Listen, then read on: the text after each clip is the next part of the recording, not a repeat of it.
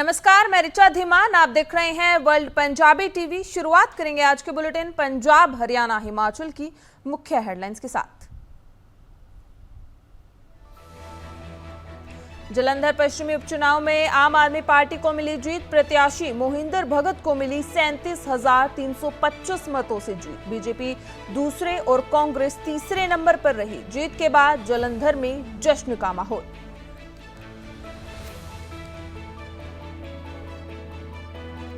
हिमाचल की देहरा सीट से सीएम सुक्खू की पत्नी जीती। कमलेश ठाकुर ने बीजेपी के होशियार सिंह को हराया। नालागढ़ से कांग्रेस के हरदीप सिंह बावा और हमीरपुर में बीजेपी के आशीष शर्मा का जीतना तय।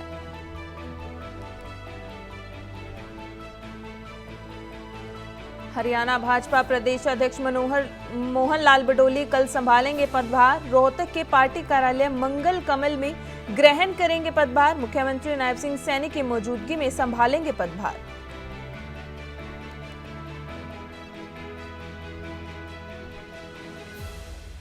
शादी के बंधन में बंधे अनंत और राधिका। बॉलीवुड से लेकर पॉलिटिशियन का लगा जमावड़ा। दुनिया में चर्चा का विषय रही शादी। दिग्गज हस्ती समारोह में हुए शामिल।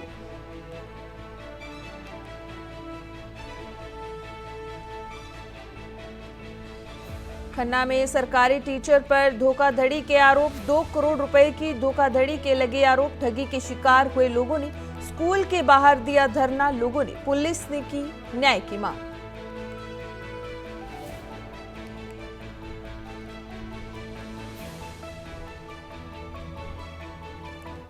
अब खबरें विस्तार से। जलंधर पश्चिमी उपचुनाव में आम आदमी पार्टी को जीत मिली है। प्रत्याशी मोहिंदर भगत को मिली 37,325 मतों से जीत। बीजेपी दूसरे और कांग्रेस तीसरे नंबर पर रही। जीत के बाद जलंधर में जश्न का माहौल है। आम आदमी पार्टी के कार्यकर्ताओं ने जश्न मनाया। भाजपा के शीतल अंगुराल को 17,921 वोट मिले। कांग्रेस के सुरेंद्र कौर को मिले 16,757 वोट। जलंधर वेस्ट विधानसभा क्षेत्र के उपचुनाव में आम आदमी पार्टी उम्मीदवार मोहिंदर भगत को जीत मिली है। आपको बता दें कि कांग्रेस की ओर से सुरेंद्र कौर, भाजपा के शीतल अंगुराल, शिरोमणि अकाली दल से सुरजीत कौर और बसपा के बिंदर लखा समेत 15 उम्मीदवार चुनावी मैदान में थे। आम आदमी पार्टी के मोहिंदर भगत को भारी मतों से जीत मिली। उन्हें 55,246 वोट मिले हैं। वहीं कांग्रेस की सुरेंद्र कौर को 16,757 वोट मिले हैं और भाजपा के शीतल अंगुराल को 17,921 वोट मिले हैं। एसएडी से सुरजीत कौर को 1,242 और बीएसपी के बिंदर कुमार को 734 वोट मिले हैं। जीत के बाद जलंधर में जश्न का माहौल है। आम आदमी पार्टी के कार्यकर्ताओं में जश्न का माहौल है और काफी उत्साहित वे दिखाई दे रहे हैं, क्योंकि आम आदमी पार्टी ने इस दौरान जश्न भी मनाया। भाजपा के शीतल अंगुराल को 17,921 वोट मिले हैं। आपको बता दें कि जलंधर पश्चिमी कांग्रेस के सुरेंद्र कौर को 16,757 वोट मिले हैं। मान साहब ਦੇ ਨਾਲ ਖੜੇ ਹਾਂ ਜਿਹੜੇ ਉਹਨਾਂ ਨੇ ਕੰਮ ਕੀਤੇ ਨੇ ਪੰਜਾਬ ਦੀ ਬਿਹਤਰੀ ਲਈ ਔਰ ਉਹਨਾਂ ਨੂੰ ਜਿਹੜੀਆਂ ਵੋਟਾਂ ਪਈਆਂ ਜਿਸ ਦਿਨ ਤਿਆਰੀ ਇੱਥੋਂ ਇਕੱਠੇ ਹੋ ਕੇ ਜਾਵਾਂਗੇ। ਵਰਕਰ ਨਾਲ ਸਾਰੇ ਆਏ ਇੱਥੇ ਬਾਹਰ ਆਣਗੇ ਔਰ ਇਕੱਠੇ ਹੋ ਕੇ ਜਾਵਾਂਗੇ। ਬਿਲਕੁਲ ਠੀਕ, ਜਨਤਾ ਨੇ ਜਿਹੜਾ ਹੈਗਾ ਬੜਾ ਅੱਛਾ ਰਿਸਪੌਂਸ ਦਿੱਤਾ ਹੈਗਾ। ਕਰਾਂਗੇ 2.5 ਸਾਲਾਂ 'ਚ 5 ਸਾਲਾਂ ਦੇ ਕੰਮ ਕਰਾਂਗੇ, ਜ਼ਰੂਰ ਕਰਾਂਗੇ, ਕਿਉਂਕਿ ਅਸੀਂ ਸਾਨੂੰ ਜਨਤਾ ਨੇ ਚੁਣਿਆ ਅਗਰ ਤੇ ਅਸੀਂ ਉਹਨਾਂ ਦੇ ਮੈਂ ਸੁਨੇਹਾ ਦੇ ਰਿਹਾ ਜਨਤਾ ਨੂੰ ਕਿ ਤੁਹਾਡਾ ਬਹੁਤ ਬਹੁਤ ਧੰਨਵਾਦ। ਤੁਸੀਂ ਪੰਜਾਬ ਦੇ ਮੁੱਖ ਮੰਤਰੀ ਸਰਦਾਰ ਭਗਵੰਤ ਸਿੰਘ ਮਾਨ ਸਾਹਿਬ ਜੀ ਦੇ ਕੰਮਾਂ ਨੂੰ, ਉਹਨਾਂ ਦੇ ਵਿਸ਼ਵਾਸ ਨੂੰ ਤੁਸੀਂ ਪੂਰਾ ਉਤਰੇ ਹੈਗੇ ਹੋ ਔਰ ਇਹ ਨਾਲ ਮਾਨ ਸਾਹਿਬ ਮੁੱਖ ਮੰਤਰੀ ਪੰਜਾਬ ਜੀ ਦਾ ਹੋਰ ਇੱਕ ਹੌਸਲਾ ਉਹਨਾਂ ਨੂੰ ਮਿਲਿਆ ਹੈਗਾ ਕਿ ਜਨਤਾ ਉਹਨਾਂ ਦੇ ਨਾਲ ਖੜੀ ਹੈਗੀ ਹੈ ਔਰ ਆਉਣ ਵਾਲੇ ਸਮੇਂ ਜਨਤਾ ਵਾਸਤੇ ਹੋਰ ਵੱਧ ਤੋਂ ਵੱਧ ਕੰਮ ਕਰਨਾ। देखो, जो सरकार अच्छा काम कर रही है, जो सरकार ਦੀਆਂ ਨੀਤੀਆਂ ਅੱਛੀਆਂ ਨੀਤੀਆਂ ਨੂੰ ਲੋਕੀ ਪਸੰਦ ਕਰ ਰਹੇ ਆ, ਇਸ ਗੱਲ ਨੂੰ ਤਾਂ ਕੋਈ ਸ਼ੱਕ ਨਹੀਂ ਸ਼ੀਤਲ ਨੇ ਗਲਤੀ ਕੀਤੀ ਆ। ਕਿਉਂਕਿ ਜੇ ਕੋਈ ਦੇਖੋ ਹਰ ਪਰਿਵਾਰ 'ਚ ਵੀ ਮਨਮੁਟਾਵ ਮਾੜਾ ਮੋਟਾ ਹੁੰਦਾ ਹੈ, ਜੇਕਰ ਉਹਨੂੰ ਪਰਿਵਾਰ ਦੇ ਵਿੱਚ ਬਿਠਾ ਕੇ ਸੁਲਝਾਇਆ ਜਾਂਦਾ ਤੇ ਅੱਜ ਜੋ ਐਡਾ ਵੱਡਾ ਫਤਵਾ ਮਾਨ ਸਰਕਾਰ ਨੂੰ ਮਿਲਿਆ ਵਾ, ਇਸ ਤੋਂ ਪਤਾ ਲੱਗਦਾ ਮਾਨ ਸਾਹਿਬ ਨੂੰ ਆਮ ਆਦਮੀ ਪਾਰਟੀ ਲੋਕੀ ਬਹੁਤ ਪਸੰਦ ਕਰਦੇ। ਇਹਨਾਂ ਚੀਜ਼ਾਂ ਦਾ ਇਸ ਵੇਲੇ ਕੋਈ ਆਧਾਰ ਨਹੀਂ ਹੈ। ਉਹਦਾ ਕਾਰਨ ਹੈ ਆਮ ਆਦਮੀ ਪਾਰਟੀ ਦੀ ਜਿਹੜੀਆਂ ਨੀਤੀਆਂ ਨੇ ਔਰ ਸਰਦਾਰ ਭਗਵੰਤ ਸਿੰਘ ਮਾਨ ਜੀ ਨੂੰ ਜੋ ਲੋਕਾਂ ਨੇ ਪਿਆਰ ਦਿੱਤਾ, ਆਪਾਂ ਅੱਜ ਉਹਦੇ ਵੱਲ ਤੱਕੀਏ ਵੀ ਲੋਕੀ ਅੱਜ ਵੀ ਔਰ ਸਦਾ ਹੀ ਸਰਦਾਰ ਭਗਵੰਤ ਸਿੰਘ मान जी ਨੂੰ प्यार करते और करते रहेंगे। आपको बता दें, आम आदमी पार्टी कार्यकर्ताओं में जश्न का माहौल है। जालंधर वेस्ट विधानसभा सीट पर आम आदमी पार्टी की जीत हो चुकी है। मोहिंदर भगत जीते हैं। 37,325 वोटों से उन्होंने जीत हासिल की है। दूसरे नंबर पर भाजपा और तीसरे नंबर पर कांग्रेस रही है। इस दौरान ये तस्वीरें हम साझा कर रहे हैं आप लोगों से। आम आदमी पार्टी के कार्यकर्ता खुशी मनाकर, जश्न का माहौल है, नाच गाकर अपनी खुशी जाहिर कर रहे हैं। आम आदमी पार्टी को ये एक तरफा जीत हम कह सकते हैं, क्योंकि 37,325 मतों से उन्होंने जीत हासिल की है।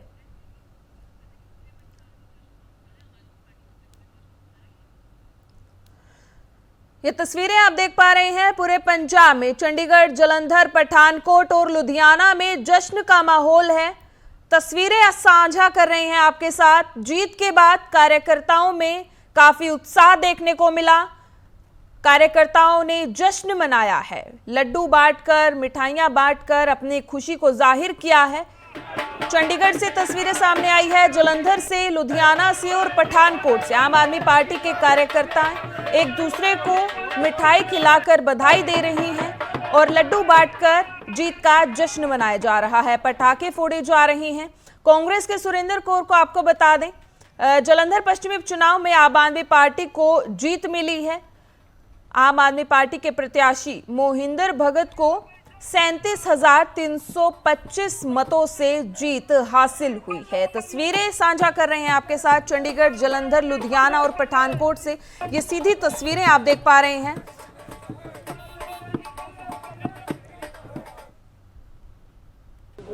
बहुत ही खूबसूरत रिजल्ट आया जलंधर वेस्ट का। मैं समझदा भी जलंधर वेस्ट ने बेस्ट करता अज, और मैं और मेरी सारी टीम 10 दिन असीं उत्थे रहे हैं। मेरी खुद भी ड्यूटी जी मानयोग मुख मंत्री सरदार भगवंत सिंह मान जी की अगवाई उत्थे रही है। जो जिस तरह निग और स्नेह जलंधर वैस्ट के लोगों तो मिल रहा सीगा, उस वेले ये अनुमान लग रहा है कि जलंधर के अंदर आम आदमी पार्टी जीत होएगी। सो ये श्री अरविंद केजरीवाल जी की जी गुड गवर्नेंस की देश के अंदर एक मैं समझदा विजन है, और मानयोग मुख मंत्री सरदार भगवंत सिंह मान जी की अगवाई के जोड़ा पिछले 2.5 सालों के दौरान पंजाब के लोगों का आर्थिक जीवन पद्धर उपर चुकने जो कदम चुके गए हैं। सो वन सवन्ने जोड़े डिसीजन फैसले पंजाब के लोगों के पक्ष किए हैं। सो मैं समझदा भी उहदे ते मोहर लगी है, और जलंधर वैस्ट तो साडे उम्मीदवार मोहिंदर भगत जी जोड़े बहुत एक नेक दिल इंसान ने, और मतलब सच्ची मुच्ची वो मैं समझदा भी एक लोक नेता ने उतों दे। सो जिन्ने वड्डे मार्जन के नाल जलंधर के लोगों ने प्यार दिता आम आदमी पार्टी नूं और जित वल होई है। मैं जलंधर वैस्ट के सारे ही वोटरां दा धन्नवाद करदा। हिमाचल प्रदेश में 3 सीटों पर हुए उपचुनाव के नतीजे आए सामने। देहरा विधानसभा सीट से सीएम सुक्खू की पत्नी जीती। कमलेश ठाकुर ने बीजेपी के होशियार सिंह को हराया। नालागढ़ से कांग्रेस के हरदीप सिंह बावा का जीतना तय है। भाजपा के कृष्णलाल ठाकुर काफी पीछे हैं। हमीरपुर में बीजेपी के आशीष शर्मा का भी जीतना तय है। आशीष शर्मा कांग्रेस के डॉक्टर पुष्पेंद्र वर्मा को हरा सकते हैं। हिमाचल की देहरा सीट से मुख्यमंत्री सुखविंदर सिंह सुक्खू की पत्नी कमलेश ठाकुर ने जीत हासिल कर ली है। उन्होंने बीजेपी के होशियार सिंह को हरा दिया है। नालागढ़ में कांग्रेस के हरदीप सिंह बावा ने जीत हासिल कर ली है। उन्होंने भाजपा के कृष्णलाल ठाकुर को चुनाव हराया है। आपको बता दें कि हिमाचल प्रदेश में 3 सीटों पर हुए उपचुनाव के नतीजे सामने आ चुके हैं। देहरा विधानसभा सीट से सीएम सुक्खू की पत्नी कमलेश ठाकुर जीती हैं और कमलेश ठाकुर ने बीजेपी के होशियार सिंह को हराया है। नालागढ़ से कांग्रेस के हरदीप सिंह बावा का जीतना तय है और भाजपा के कृष्णलाल ठाकुर काफी पीछे हैं। इसके साथ ही आपको बता दें, हमीरपुर में बीजेपी के आशीष शर्मा का भी जीतना तय है। आशीष शर्मा कांग्रेस के डॉक्टर पुष्पेंद्र वर्मा को हरा सकते हैं।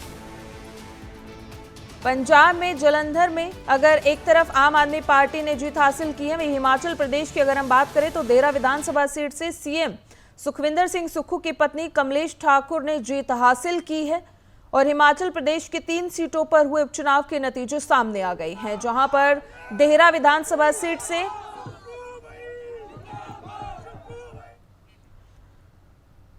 इस खबर पर अधिक जानकारी के लिए शिमला से उमेश शर्मा हमारे साथ जुड़ चुके हैं। उमेश, देहरा से कमलेश ठाकुर ने जीत हासिल की है, क्या कुछ माहौल है वहां पर?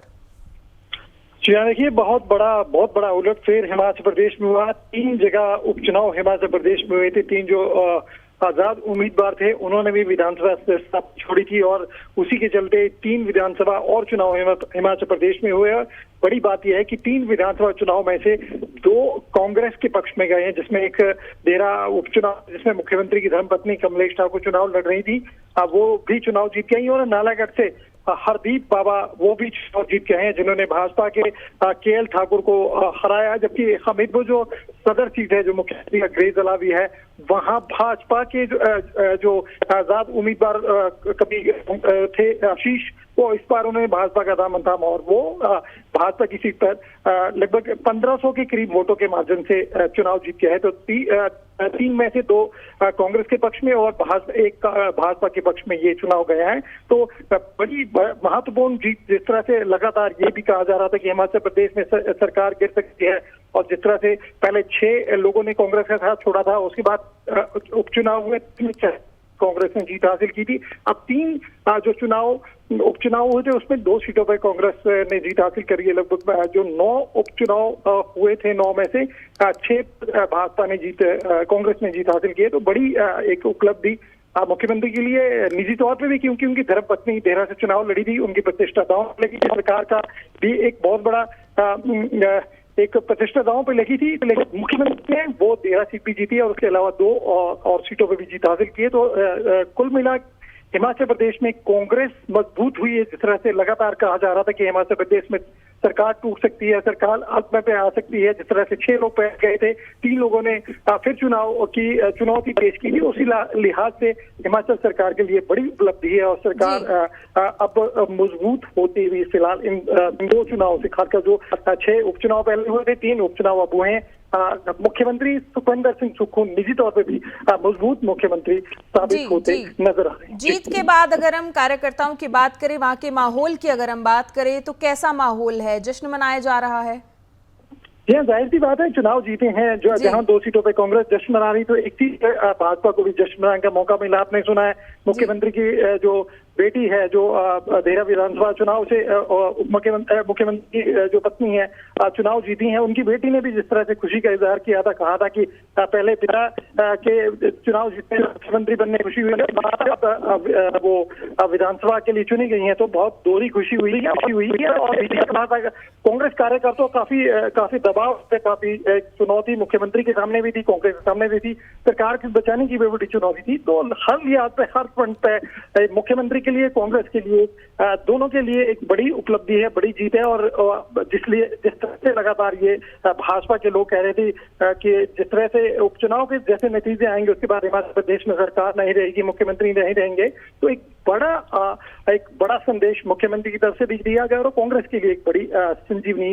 ऐसे में जिस तरह से देश में माहौल कांग्रेस के खिलाफ चल रहा है, तो ऐसे में जरूर एक बड़ी बात कांग्रेस के लिए और मुख्यमंत्री सुखविंदर सिंह सुक्खू के लिए निजी तौर पर, जिन्होंने इसको चुनौती के रूप में लिया। और ऐसे नाजुक हालात में जब सरकार के लिए चारों तरफ से चुनौती थी, अपनी धर्मपत्नी को चुनाव लड़ाने की कोशिश की, लड़ाई और चुनाव जीत गए। तो जी बिल्कुल, कांग्रेस उत्साह में नजर आ रही। जी बहुत बहुत शुक्रिया उमेश, ये तमाम जानकारी आपने हमारे दर्शकों को दी।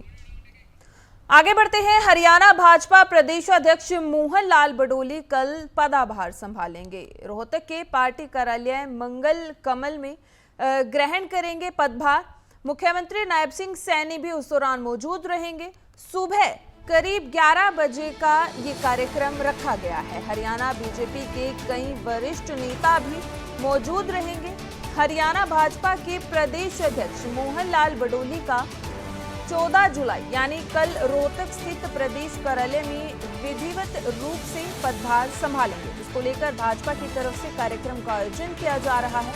मुख्यमंत्री नायब सिंह सैनी की मौजूदगी में मोहन लाल बडोली पदभार संभालेंगे। कार्यक्रम में हरियाणा बीजेपी के कई वरिष्ठ नेता भी मौजूद रहेंगे। रोहतक में ग्रहण करेंगे पदभार। आपको बता दें कि उस वक्त हरियाणा के मुख्यमंत्री नायब सिंह सैनी भी मौजूद रहेंगे और ये कार्यक्रम सुबह करीब 11 बजे का रखा गया है और इस कार्यक्रम में हरियाणा बीजेपी के कई वरिष्ठ नेता भी मौजूद रहेंगे। आपको बता दें कि बीजेपी के जो प्रदेश अध्यक्ष मोहन लाल बडोली है वो कल अपना पदभार संभालेंगे, रोहतक में पदभार को ग्रहण करेंगे और उस दौरान मुख्यमंत्री नायब सिंह सैनी भी मौजूद रहेंगे और कार्यक्रम लगभग सुबह 11 बजे का रखा गया है और इस कार्यक्रम में हरियाणा बीजेपी के कई वरिष्ठ नेता भी मौजूद रहेंगे।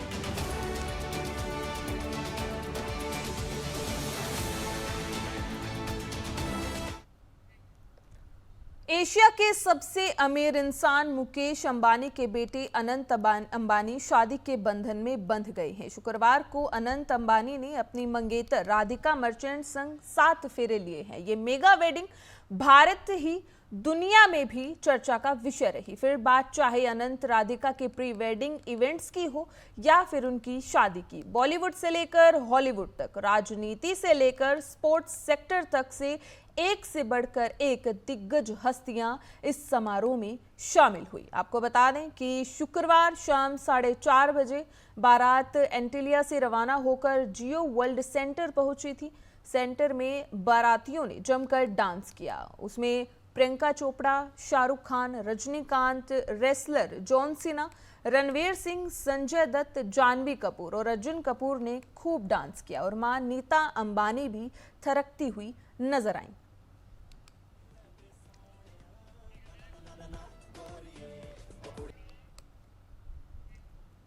करनाल में केंद्रीय मंत्री मनोहर लाल का दूसरा दिन घरोंडा के बस्ताड़ा गांव में जनसंवाद लगाया। केंद्रीय मंत्री मनोहर लाल ने सुनी लोगों की समस्याएं। जनसंवाद के जरिए लोगों की समस्याओं को सुना और इस कार्यक्रम में अलग अलग विभागों के अधिकारी भी मौजूद रहे हैं। आपको बता दें कि कल इंद्री विधानसभा में जनसंवाद कार्यक्रम किया गया था और उसमें करीब 250 के आसपास की जन समस्याएं जो हैं वो सुनी गई थी। आज केंद्रीय मंत्री मनोहर लाल का दूसरा दिन है करनाल में और आज घरोंडा के बस्ताड़ा गांव में जन संवाद कार्यक्रम का आयोजन किया गया और उसमें केंद्रीय मंत्री मनोहर लाल ने लोगों की समस्याएं सुनी। अलग अलग विभागों के अधिकारी भी मौजूद रहे और कल को आपको बता दें कल इंद्री विधानसभा में भी उन्होंने जनसंवाद किया था और करीब 250 के आसपास जन समस्याएं सुनी थी और कई समस्याओं का मौके पर ही उन्होंने समाधान किया था। आपको बता दें कि करनाल में केंद्रीय मंत्री मनोहर लाल का दूसरा दिन है और जनसंवाद कार्यक्रम में उन्होंने लोगों की जन समस्याएं सुनी और मौके पर ही समस्याओं का निपटान भी किया।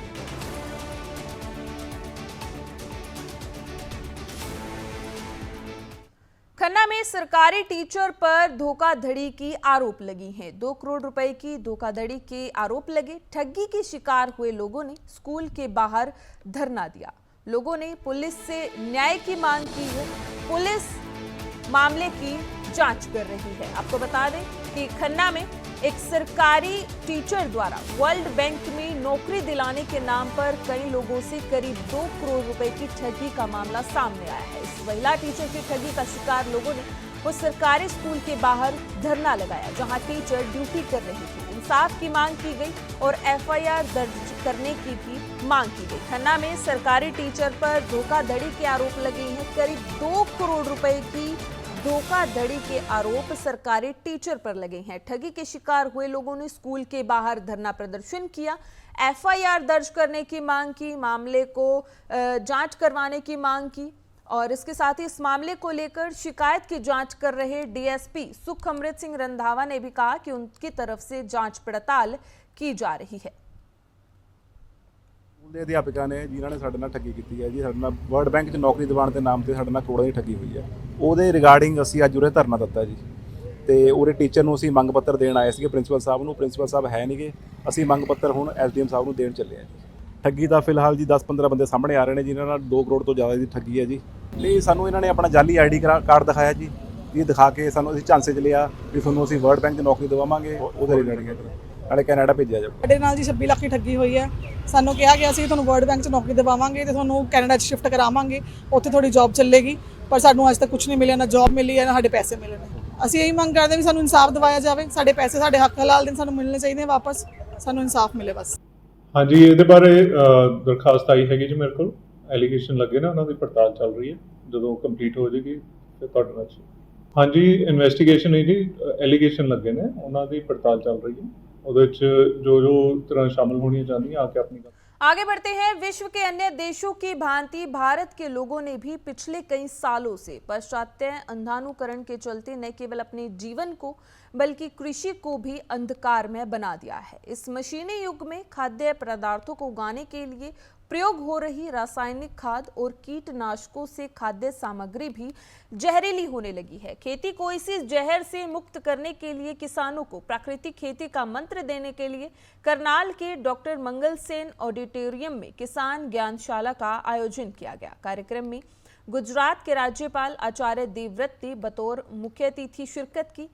राज्यपाल ने किसानों की पाठशाला में गुरुजी बनकर उन्हें प्राकृतिक खेती का मंत्र दिया। किसान ज्ञानशाला को संबोधित करते हुए उन्होंने गोबर धन से धरती माता का संवर्धन करने का आह्वान किया।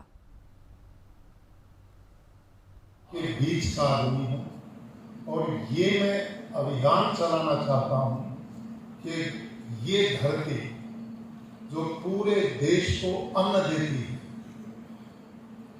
जहां का किसान सबसे कठोर परिश्रमी रहा,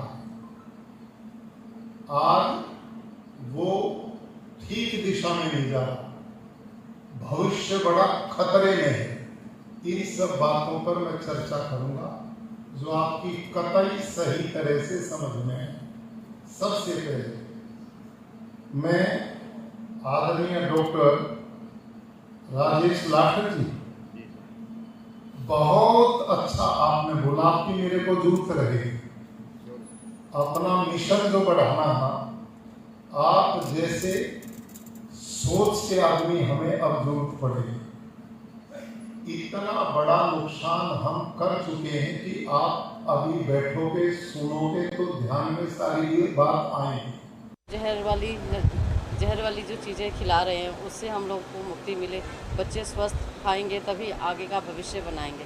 नहीं तो आजकल छोटे छोटे बच्चों को ही देखिए, कभी कुछ बीमारी, कभी कैंसर है तो कभी शुगर हो रहा है। 9 साल के बच्चे को, 4 साल की लड़की है जिसको शुगर हो रहा है, उसके माँ बाप इतने परेशान हैं, ये नहीं देख रहे कि जड़ से ही ना हो। यहाँ पे SBI के द्वारा जो प्रोग्राम करवाया गया, ऑर्गेनिक खेती से रिलेटेड और ऑर्गेनिक प्रोड्यूस से रिलेटेड जो एक यहाँ पे मैसेज दिया गया है कि हमें ऑर्गेनिक की तरफ बढ़ना चाहिए, क्योंकि हमें अभी अस्पतालों की जो तादाद कम करनी है और अपनी हेल्थ को ज़्यादा बेटर। हरियाणा में भाऊ गैंग के 3 शार्प शूटर्स का एनकाउंटर किया गया। सोनीपत में देर रात मुठभेड़ हुई। दिल्ली पुलिस का सब इंस्पेक्टर इस मुठभेड़ में घायल हो गया। मुठभेड़ की जगह से 5 पिस्तौल भी बरामद की गई। आपको बता दें, बिजनेसमैन से लाखों रुपए की रंगदारी लेते थे gangster. Delhi police crime branch और हरियाणा स्पेशल टास्क फोर्स की संयुक्त टीम ने सोनीपत में 3 गैंगस्टर्स को मार गिराया है, जिनमें से एक बर्गर किंग शूट आउट का शूटर भी था। पुलिस द्वारा मिली जानकारी के अनुसार यह गिरोह हरियाणा में कई बिजनेसमैन से लाखों रुपए की रंगदारी लेता था। टीम ने मुठभेड़ की जगह से 5 पिस्तौलें भी बरामद की है। हरियाणा पुलिस ने तीनों गैंगस्टर तक पहुंचने के लिए उन पर कई लाख रुपए का इनाम भी रखा था। बताया ये भी गया कि मारे गए तीनों गैंगस्टर अमेरिका में बैठे वांटेड क्रिमिनल हिमांशु भाऊ के आदमी थे। हिमांशु भाई वही गैंगस्टर है जिसके खिलाफ इंटरपोल ने रेड कॉर्नर नोटिस जारी किया था और बर्गर किंग कांड की जिम्मेदारी भी खुद गैंगस्टर हिमांशु भाऊ ने ही सोशल मीडिया पर पोस्ट करके ही बताया था। आपको बता दें, दिल्ली पुलिस का सब इंस्पेक्टर इस मुठभेड़ में घायल हो गया था और मुठभेड़ की जगह से 5 पिस्तौल भी बरामद की गई। ये गैंगस्टर जो हैं बिजनेसमैन से लाखों रुपए की रंगदारी लेते थे। हरियाणा में भाऊ गैंग के 3 शार्प शूटर्स का एनकाउंटर हुआ। सोनीपत में देर रात मुठभेड़ हुई। इसमें हमारा दिल्ली पुलिस क्राइम ब्रांच और STF सोनीपत का एक जॉइंट में ये हिमांशु बाबू के साथ जुड़े हुए 3 आरोपी आशीष लाना और सन्नी दूजी, ये इधर कोई वारदात करने आ रहे थे। कुछ एसटीएफ साहब के साथ और एक जॉइंट टीम बनाई। इसमें फिर जब इनको रोकने की कोशिश की, इन्होंने पुलिस पे फायरिंग की। इनको बोला गया कि अपने को सरेंडर करके, और इन्होंने ना मानते हुए जवाबी अपनी सेल्फ डिफेंस में पुलिस ने फायर किया और उसमें सर पुलिस के कर्मचारी को भी गोलियां लगी हैं, क्या नाम है उसका और उसको गोली? इंस्पेक्टर अमित है, उनके पैर में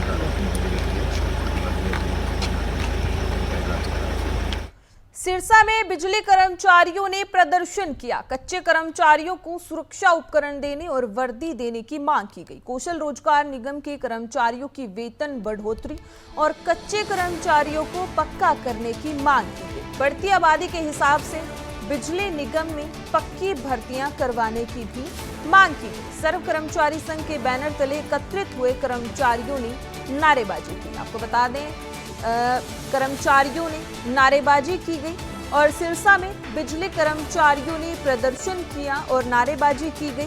कच्चे कर्मचारियों को सुरक्षा उपकरण देने की मांग की गई और कच्चे कर्मचारियों को पक्का करने की भी मांग की गई। आज का जो Haryana power corporation worker union की ओर से पूरे हरियाणा के अंदर 2 घंटे का प्रदर्शन किया जा रहा है, जिसमें मुख्य मांगे जो बिजली विभाग के अंदर कच्चे कर्मचारी लगे हुए हैं, उनका इलाज करने के लिए कोई उनको सुविधा उपलब्ध नहीं है, कोई उनका कार्ड नहीं बना हुआ। तो एचपीसी वर्कर यूनियन की पहली डिमांड है कि जो आउटसोर्सिंग साथी विभाग के अंदर काम कर रहे हैं, क्योंकि बिजली विभाग का काम एक जोखिमपूर्ण काम है। यहाँ प्रतिदिन कहीं ना कहीं एक्सीडेंट होते रहते हैं। तो यूनियन डिमांड करती है कि उनके चिरायु कार्ड बनाए जाएँ ताकि उनकी इलाज की सुविधा उपलब्ध हो सके। इसके साथ साथ कच्चे कर्मचारियों का, जो कि पहले विभाग के अंदर डीसी रेट पर लगे हुए थे, अब पीछे बीजेपी सरकार ने इनको हरियाणा कौशल रोजगार निगम के अंदर कर दिया था। जो जब से कौशल रोजगार निगम का निर्माण हुआ है, तब से कच्चे कर्मचारियों की तनख्वाह, जो कि पहले हर साल बढ़ोतरी होती थी, वो बिल्कुल बंद हो चुकी है। अभी तक कोई बढ़ोतरी नहीं हुई। अब केवल मात्र सीएम साहब ने 8% बढ़ोतरी की घोषणा की है, जो कि बहुत ही कम है, क्योंकि पहले हर साल कम से कम 10% की बढ़ोतरी होती थी। अब 4 साल के अंदर केवल मात्र 8% की बढ़ोतरी हुई है, जिसको कि हमारी यूनियन कतई सहन नहीं करेगी। यूनियन की डिमांड है कि इनकी कम से कम 25% बढ़ोतरी हो, ताकि जो आउटसोर्सिंग के साथ इनका घर परिवार का गुजारा चल सके। इसके साथ जो कच्चे कर्मचारियों का ईपीएफ कटता है, उसका आज तक लेखा जोखा सही नहीं हुआ। फिलहाल इस बुलेटिन में इतना ही। बने रहिए वर्ल्ड पंजाबी टीवी के साथ। दीजिए मुझे इजाजत। धन्यवाद।